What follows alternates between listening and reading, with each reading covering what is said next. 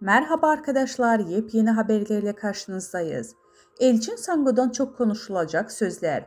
Bazı oyuncularla aynı projede çalışmak istemiyor.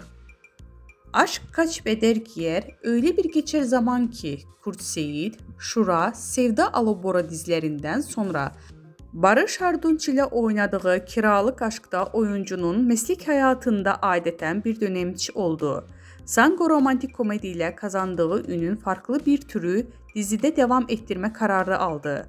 Blue TV'de çekilen Türkiye'nin ilk vampir dizisinde Yaşamayanlar'da Kerem Bürsin, Birkan Sokul'un ile başrollerinde oynadı. Bu dizinin ardından ise yeniden ekranlara dönen ve Kıvanç Tatlıtuğ ile birlikte oynadığı Çarpışma dizisinde oynadı.